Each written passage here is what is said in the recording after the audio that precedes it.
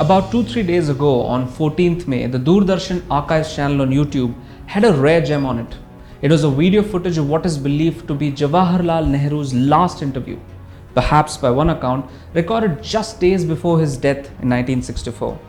It provides an interesting and sometimes intriguing look into the mind of Nehru.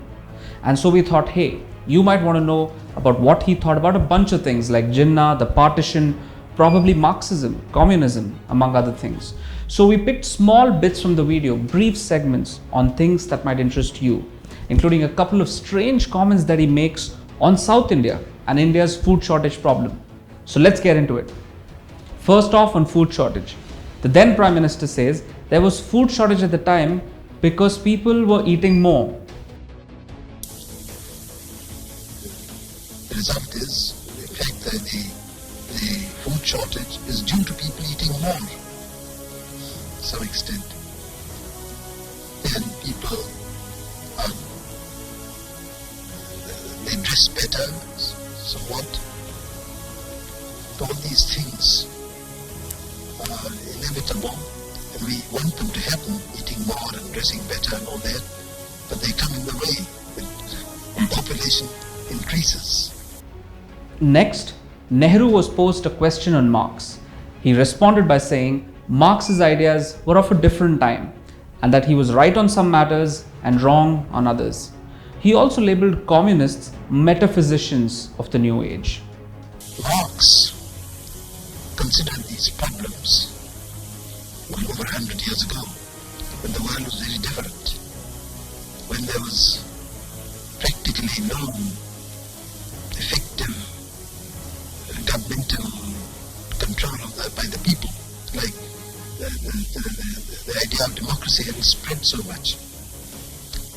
So I suppose he thought that no change could be brought about except by violence. That is not so now.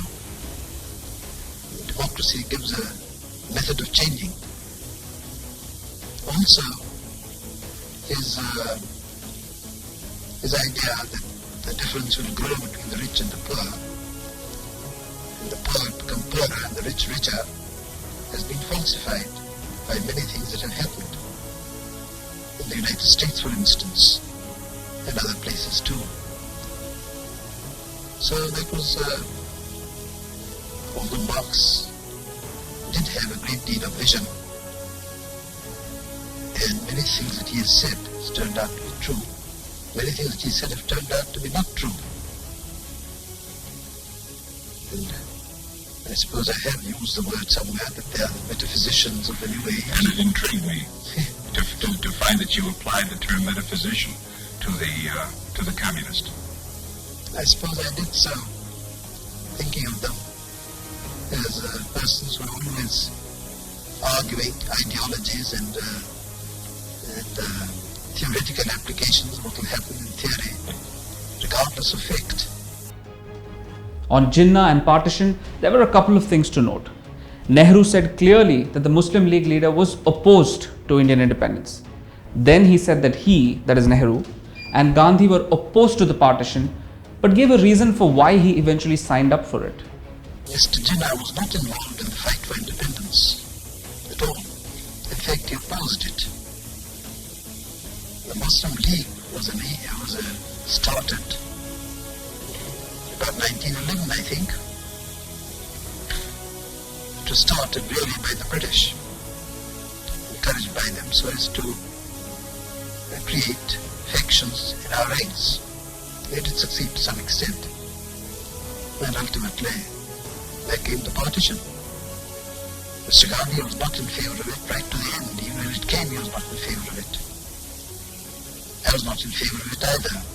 But ultimately, I decided, like others did, many others, that it is better to have partition than this constant trouble. And you see, the leaders of the Muslim League were big landlords and the like, who did not like land reform. We were very anxious to have land reform. which we did have afterwards. And that was one reason we agreed to partition, because we thought that if they remained with us, apart from the struggle continuing, they would oppose our measures, many of our measures, and we said it's better to have a part of India and go ahead with our program of reforms, etc., than to be tied up with those leaders who would come in the way of these reforms. And then came the strange comment where he said that the Pakistan area and North India was essentially India, and that Southern India was earlier a separate country. Now, that's one for the archives of absurdity, surely. Throughout history, the area that is Pakistan, much of it, was not a separate country. I mean, South India was, but North India and Pakistan, geographically, historically, linguistically, they're the same language as we have here. Yes. Culturally, there are so many common things. And to cap off the interview, on the question of finding his successor, the then Prime Minister said that his daughter, Indira Gandhi, becoming the Prime Minister would be a very unlikely thing. So was Indira the unlikely Prime Minister of India? It may be fascinating for some people, but it is a very unlikely thing. I know that she doesn't want it at all to happen. We like to make good, thoughtful, engaging content and hope to present ideas and narratives that aren't given attention by the mainstream. If you like what we put out, please like, share and subscribe. It's only with your support that we'll able to keep doing this.